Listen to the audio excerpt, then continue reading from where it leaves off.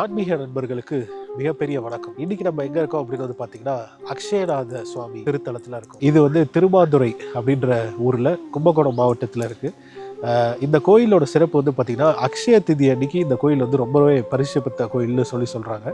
அது மட்டும் இல்லாம பாடல் பட்ட ஸ்தலம். மாணிக்க வாசகர் இதுக்கு பல பாடல்கள் பாடியிருக்காரு இந்த கோயில் பத்தி. அது இல்லாம இந்த கோயில் சந்திர பகவான் சாபம் போக்கிய ஸ்தலம் அப்படின்னு சொல்றாங்க. சந்திர பகவான் இங்க வழிபட்டதுக்கு அப்புறம் தான் சாபம் போக்கிய ஸ்தலம் அப்படின்னு சொல்றாங்க. ஸோ திங்கக்கிழமையில இங்க இந்த கோயிலுக்கு வழிபட்டா ரொம்பவே சிறப்பு.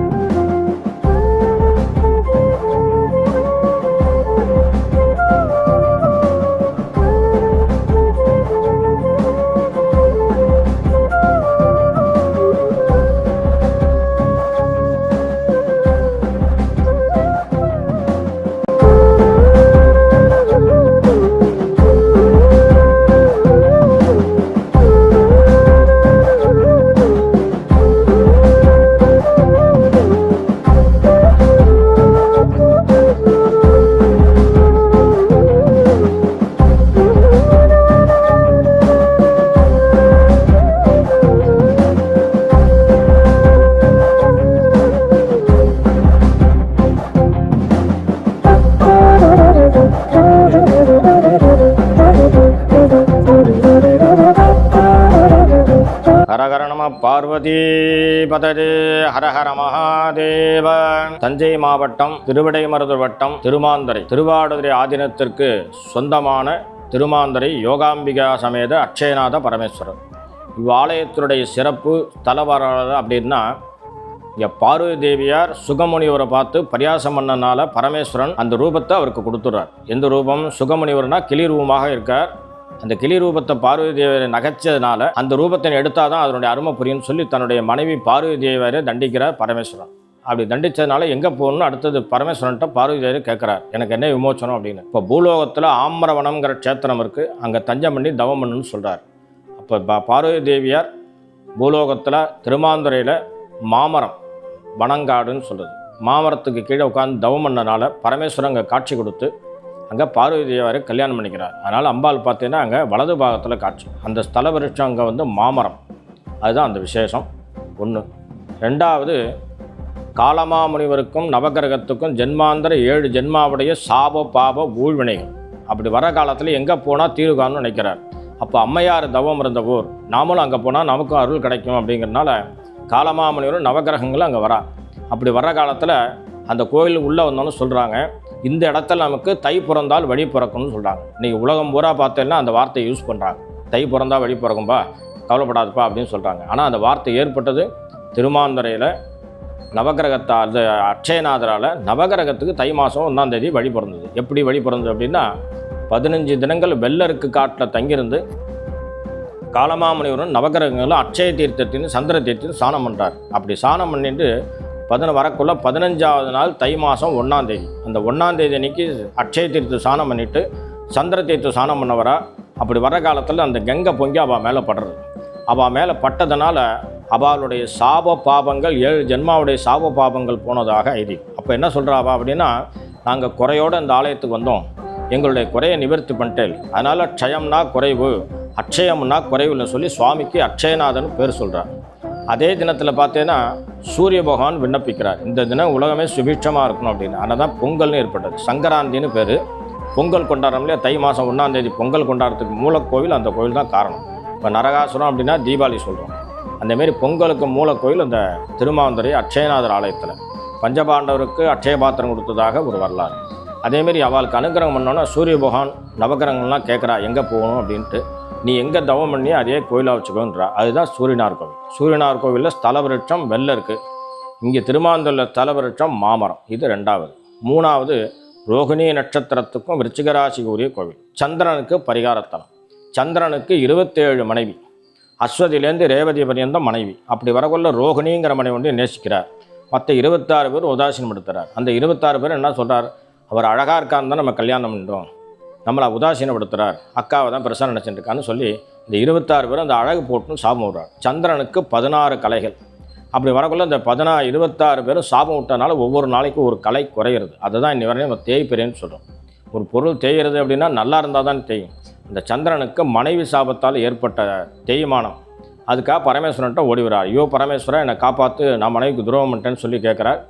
அப்போ பரமேஸ்வரன் காட்சி கொடுத்து, நீ உன்னுடைய மனைவி சாபத்தைப்படி குறைஞ்சிட்டு வா, என்னுடைய திருவருளால் என்னிலேருந்து வளர்ந்துவான்னு சொல்லி வளர்ப்பறைங்கிற ஒன்று ஏற்படுத்துகிறார். அதனால தான் பந்திரத்தில் பார்த்தோன்னா சந்திர சூடாமணையே மகா அப்படிம்பாங்க, பித்தா பிறைச்சூடி மானைம்பார். அந்தமாரி சந்திர பகவான் அங்கே சூடின்று அவருக்கு அனுகிரகம் பண்ணி அவரை காப்பாற்றுறார். ரோகிணி நட்சத்திரத்துக்கு சந்திரன் உச்சமாக போகிறார், விருச்சிக ராசிக்கு சந்திரன் நீச்சமாக போகிறார். அதனால தான் அங்கே நீச்ச தோஷ சந்திர பரிகாரத்தலம் அப்படின்னு சொல்லலாம்.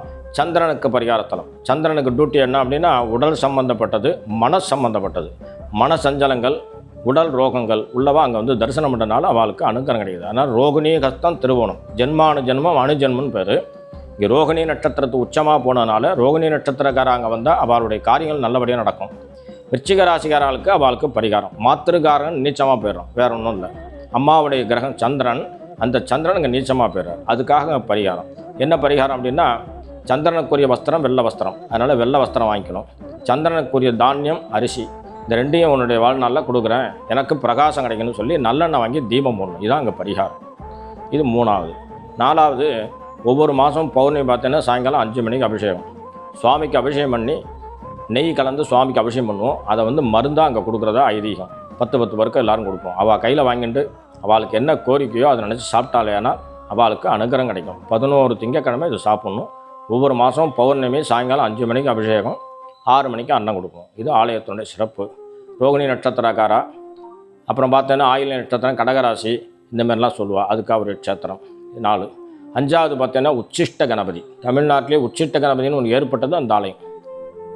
எப்படி அப்படின்னா சிசுகத்தி தோஷம். விநாயகப் பெருமான் ஒரு கருவை அழைச்சிடுறார். எப்படி அப்படின்னா முருகப்பெருமான் சண்டை போடுறார். 1 நாள் ஆச்சு, 2 நாள் ஆச்சு, இந்த சண்டை நிவர்த்தி ஆகலை அசுர குலத்துக்கும் அவருக்கும். அப்போ விநாயகப் பெருமானை கூப்பிட்டு சொல்கிறார், இந்தமாரி நொடி ஜன்னம் வருது, ஸ்தம்பனம் பண்ணுங்கிறார். அப்போ விநாயகப் பெருமான் தும்பி காட்டின்னு போகிறார். அப்போ பார்த்தா ஒரு பெண்மணியினுடைய உதரத்துலேருந்து உண்டாகிறார். அப்போ இங்கேருந்து தான் உற்பத்தி வருதுன்னா அவரை தூக்கி மடியில் வச்சுட்டு தும்பிக்கையால் அந்த பெண் உறுப்பை மூடிடுறார். மூடினானா என்னாச்சுன்னா சிசு நின்றுபடுது. ஏதாக இருந்தாலும் சிசு கத்தி தோஷம்னு அவருக்கு ஏற்பட்டுப்படுது. அடுத்தவனுடைய குழந்தை அழிக்கிறதுக்கு பாவம் இல்லையா, அசுர குலத்தை அழித்ததுனால அவருக்கு அந்த பாவம் ஏற்படுது. இப்போ எங்கே போனால் தீர்வு காண நிற்கிறார். இங்கே அம்மையார் தவம் இருந்த ஊர் அப்படிங்கன்னா திருமாந்தரைக்கு வந்து ஒன்னால் நான் கெட்டேன், என்னால் நீ கெட்டேன் நீலதாராவும் விநாயகப் பெருமானும் பரமேஸ்வரனும் தோப்புக்காரம் போடுறார். அப்படி போட்டதுனால பரமேஸ்வரன் காட்சி கொடுத்து, நீ பூலோக நன்மைக்கு செஞ்சனால பாவம் இல்லை, நீ எது பாவம்னு நினச்சியோ அதையே இங்கே அனுகிரகமாக வச்சுக்கிறார். அவர் சிசு அழிச்சிட்டு இங்கே வந்தார். அதே சிசுவை இங்கே கொடுக்குறார். 11 திங்கக்கிழமை தேங்காய், வாழைப்பழம், வெத்தலை பாக்கோடு ஒரு அச்சுவில்லை கட்டி வச்சு அர்ச்சனை பண்ணோம்னா புத்திர சந்தானம் உண்டாரு. இது வரைக்கும் 100கணக்கான குழந்தைகள் அந்த ஆலயத்தில் அர்ச்சனை பண்ணி அந்த வெள்ளத்தை பிரசாதமாக சாப்பிட்டதுனால அவளுக்கு வருது. இதுக்காக வந்து அர்ச்சனை கட்டணங்கள், கட்டளை அர்ச்சனை இதெல்லாம் வாங்க மாட்டோம். நேரிட்டு யாரோ கணவரோ மனைவியோ நேரிட்டு வந்து சுவாமியிடத்தில் அவளுடைய மனம் உருகி விநாயகப் பெருமானை வேண்டி அர்ச்சனை செய்து அந்த வெள்ளத்தை சாப்பிட்டாலே ஆனால் கண்டிப்பாக குழந்தை பிறக்கும். வெளிநாட்டிலேருந்து நிறைய பேர் வந்து தங்கி அர்ச்சனை பண்ணி குழந்தையோடு பிறக்காங்க. அவெல்லாம் கும்போணம் தான், வெளியூர்லாம் கிடையாது. அந்த மாதிரிலாம் நடந்துட்டுருக்கு. நீங்களும் வந்திருந்து தரிசனம் பண்ணி சகல விதமான சௌபாக்கியங்களை அடையுமாறு கேட்டுக்கொள்வோம். இவ்வாலயத்துக்கு வருவதற்கான ரூட்டு மயிலாடுதுறையிலேருந்து கல்லணை போகிற ரூட்டில் வந்தாக்கா சூரியனார் கோவிலுக்கு முன்னாடி இறங்கணும். கும்பகோணத்துலேருந்து வந்தால் சூரியனார் கோவிலுக்கு அடுத்த ஸ்டாப்பு திருமாந்துறை அட்சயநாதர் ஆலயம்னு சொல்லி இறங்கணும். இது திருவாவடுதுறை ஆதீனத்திற்கு சொந்தமான கோவில். இந்த கோயில் வந்து பார்த்திங்கன்னா நீங்கள் பார்த்தீங்கன்னாலே தெரியும், ரொம்ப பழமையான கோயில். இந்த கோயில் வந்து பார்த்திங்கன்னா நம்ம தஞ்சை பெரிய கோயிலில் இருக்க மாதிரியே அந்த முதல் பிரகாரத்துக்கு சைடில் பார்த்திங்கன்னா ரொம்ப பெரிய ஒரு மண்டபமும் அதுக்கான இணை தெய்வங்களுக்கான இங்கே சன்னதிகளும் இருக்குது. ஸோ இந்த கோயிலில் எதுக்கு சிறப்பு அப்படின்னு வந்து பார்த்திங்கன்னா, இங்கே இருக்கக்கூடிய சிவபெருமான் வந்து தீராத நோய்களை தீர்க்கக்கூடிய ஒரு சிவபெருமானாக இருக்கார். உங்களுக்கு எப்பேற்பட்ட நோய் இருந்தாலும் இந்த கோயிலுக்கு ஒரு வாட்டி வந்து வேண்டிக்கிட்டீங்க அப்படின்னா அந்த நோய்கள்லாம் சரி பண்ணி தரக்கூடிய ஒரு அற்புத சிவாலயமாக இருக்குது. குறிப்பாக சொல்ல போனால் இந்த கோயிலுக்கு வந்து மூட்டு வலி இருக்கவங்க வந்தாங்க அப்படின்னா இந்த கோயிலில் கொடுக்கக்கூடிய எண்ணெய் வந்து நீங்கள் காலில் தடவினீங்கன்னா அந்த மூட்டு வலி பிரச்சனை சரியாகுது. அது மட்டும் இல்லாமல் இந்த கோயிலில் வந்து கிட்னி ஸ்டோன்ஸுக்காக வந்து வேண்டிக்கிட்டீங்க அப்படின்னா 3 நாளில் அது எப்பேற்பட்ட சைஸில் என்ன எம்எம்ல என்ன சென்டிமீட்டரில் இருந்தாலும் சரி அது வந்து 3 நாளில் வந்து அது கரையுது அப்படின்னு சொல்கிறாங்க. ஸோ இப்பேற்பட்ட ஒரு அற்புதமான சிவாலயம். இது எல்லாமே நம்ம மத ரீதியான நம்பிக்கைகள் வந்து நமக்கு இருந்தாலும் ஒரு மருத்துவ ரீதியான நம்பிக்கைகள் வந்து இங்கே நிச்சயமாகவே இருக்குது. ஏன்னா வந்து அகத்திய மாமுனிவர் பல நோய்களுக்கு மருந்து மருந்து கண்டுபிடித்த அகத்திய மாமுனிவர்லேருந்து எல்லாருமே வந்து இந்த கோயில் வழிபட்டிருக்காங்க. அது மட்டும் இல்லை, தேவாரம், திருவாசகம் அப்படின்னு சொல்லிட்டு எல்லா நூல்கள்லையும் பாடல் பட்ட ஸ்தலமாக இருக்குது. ஒவ்வொரு சிவன் கோயில்லையுமே வந்து பார்த்தீங்கன்னா ஒரு ராசிக்காரங்க, ஒரு நட்சத்திரக்காரங்க வந்து வழிபட்டால் ரொம்பவே சிறப்பு அப்படின்னு சொல்லி நம்ம எல்லாருக்கும் தெரியும். அதே மாதிரி இந்த கோயிலில் வந்து விருச்சக ராசிக்காரங்களோ ரோஹிணி நட்சத்திரத்தில் பிறந்தவங்க வந்து இந்த கோயிலில் வழிபட்டிங்கன்னா ரொம்பவே தனி சிறப்பு அப்படின்னு சொல்லி சொல்கிறாங்க. அண்ட் இந்த கோயிலுக்கு வந்து எல்லாருமே வந்து இந்த கோயிலில் இருக்கக்கூடிய சிவபெருமானை தரிசித்து நம்ம எல்லாருக்கும் நல்லது நடக்கும் அப்படின்னு சொல்லி சிவபெருமானை வேண்டி கேட்டுக்கிறேன்.